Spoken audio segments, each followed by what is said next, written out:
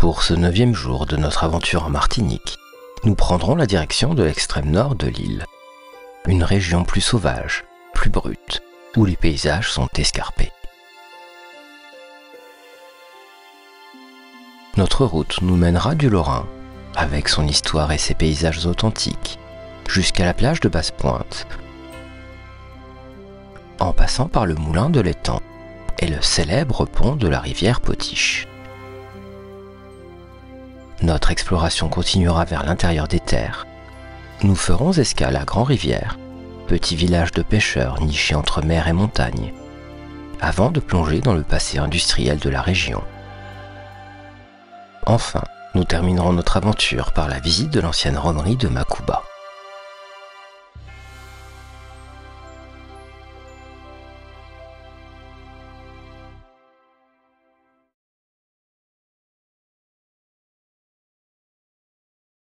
Sur notre route, nous faisons un bref arrêt au Lorrain, le temps d'une courte pause. Un petit creux nous pousse à acheter quelques acras que nous dégustons face à la mer.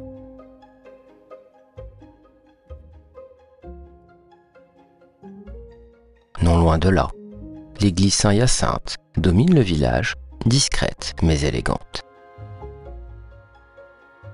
Elle reflète l'architecture sobre des édifices religieux de la côte nord, tournés vers la mer et les vents.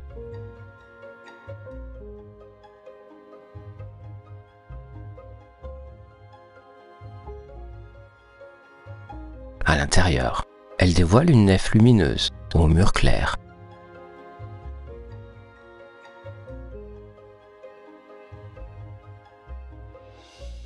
Avec un plafond en bois et quelques touches de couleur qui rappellent la simplicité et la chaleur des lieux de culte antillais.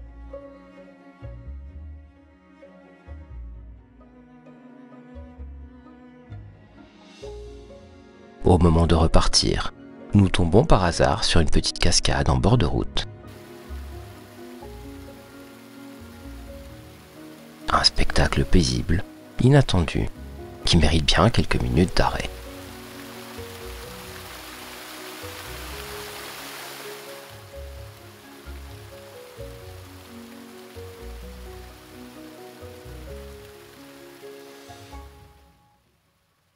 Notre itinéraire nous amène aux confins nord de l'île.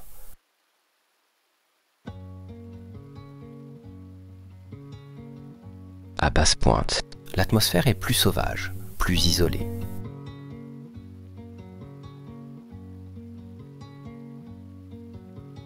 Nous passons devant l'église Saint-Jean-Baptiste, qui a été construite en 1839, puis reconstruite après avoir été endommagée par plusieurs cyclones. Elle se distingue par sa façade en pierre volcanique sombre, son clocher carré et ses hautes fenêtres en ogive qui laissent entrer la lumière. À l'intérieur, on découvre une nef sobre, dominée par une charpente en bois apparente, et un mobilier modeste, à l'image de cette commune tournée vers la terre et l'océan.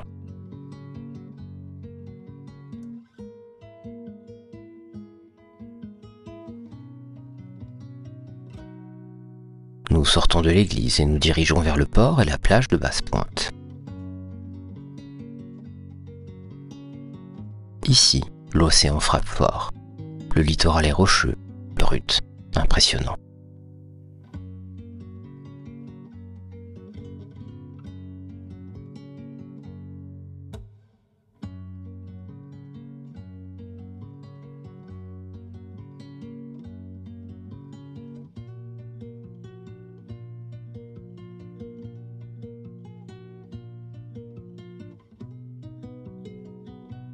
Près du port, un long mur attire notre attention.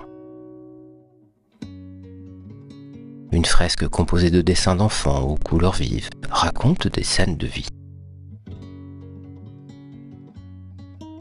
Un contraste avec l'environnement brut du littoral et une belle touche d'humanité au cœur de ce bout du monde.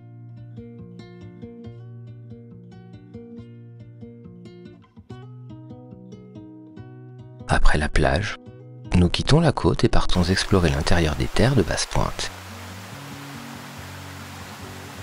Notre objectif, retrouver le pont Gradis, vestige historique lié à l'ancienne habitation du même nom.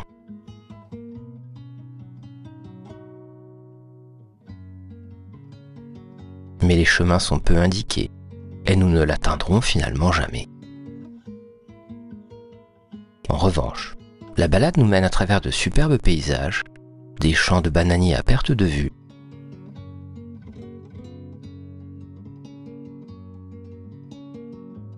des routes bordées de végétation luxuriante,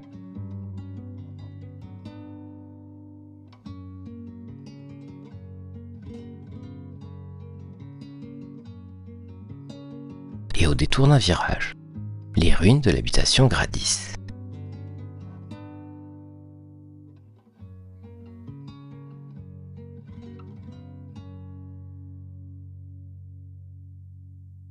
Sur la route vers Grand-Rivière, on franchit un pont discret mais emblématique, le pont de la rivière Potiche.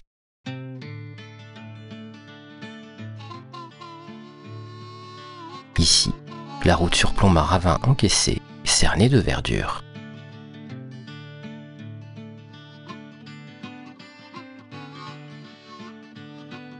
En contrebas, un lit de rivière, parfois sec, parfois traversé par un mince filet d'eau selon la saison.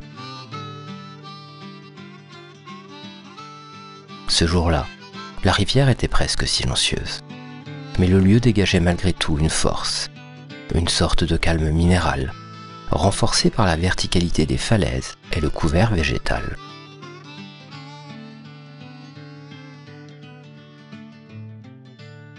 Pas de panneau, pas d'air d'arrêt, juste un petit bout de route suspendu entre deux versants.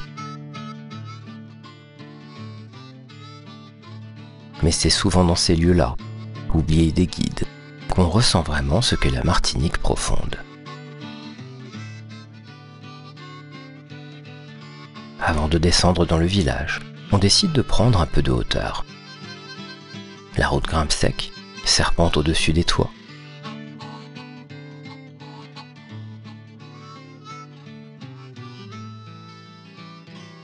Un effort intense, mais la récompense est là.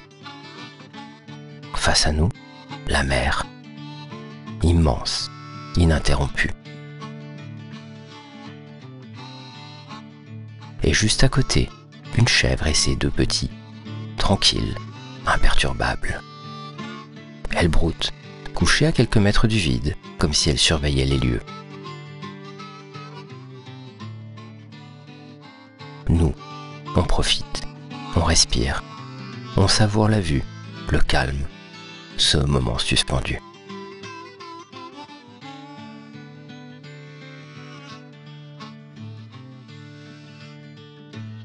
Puis on redescend prudemment en direction de la plage. Et c'est là que l'on aperçoit un panneau indiquant le lieu de refuge anti-tsunami du village, discret, qu'on n'avait pas vu à l'aller.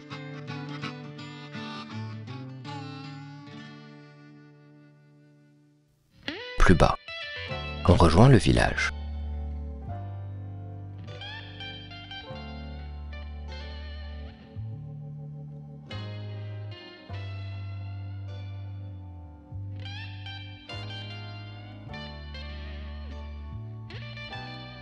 Ici, une rivière traverse le bourg avant de se jeter dans l'océan.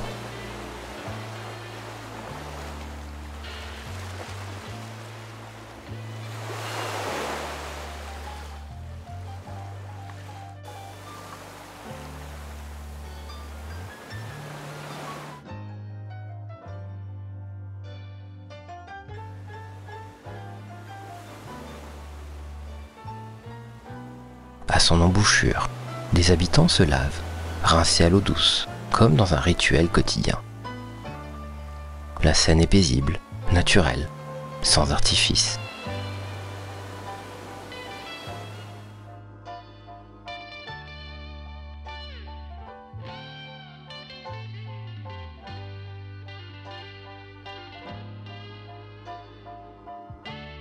Enfin, on s'avance vers la plage, sauvage, brute.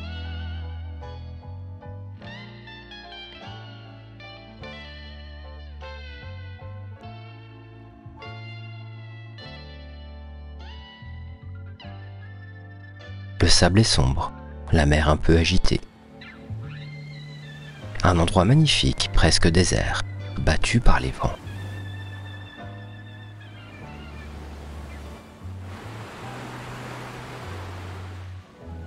On aurait adoré capturer ce moment en drone, mais le vent ce jour-là ne nous a laissé aucune chance.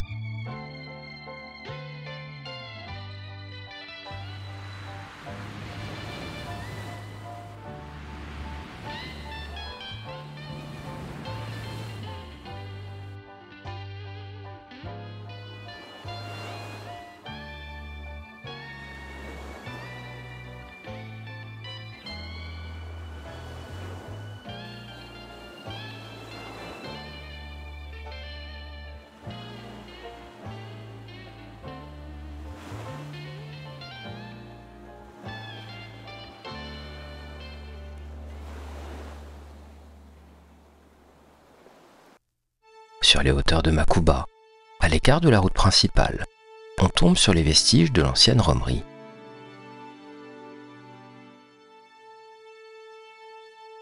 Des murs de pierre effondrés, des cuves rouillées, des structures à demi englouties par la végétation.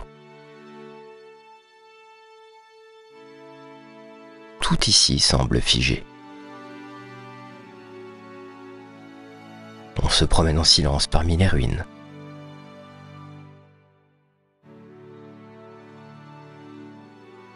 On imagine les machines, les ouvriers, le bruit des roues. Aujourd'hui, seuls les oiseaux et le vent remplissent l'espace. Cette journée dans l'extrême nord de la Martinique nous a laissé des images puissantes. Des falaises battues par les vents, des villages suspendus entre ciel et mer, et cette impression d'avoir atteint l'un des confins de l'île. Ici, la Martinique se révèle plus secrète, plus brute, loin des clichés, mais proche de l'essentiel. Et pourtant, ce n'est pas encore la fin. Demain, pour notre dernière journée, on changera d'ambiance. Cap au sud pour une escapade plus douce, plus marine. Balade en mer. Plage de sable blanc. Dernière dégustation de rhum. Une belle façon de refermer cette aventure. Alors si ce n'est pas encore fait, pensez à vous abonner pour ne rien manquer, et à bientôt pour de nouvelles découvertes.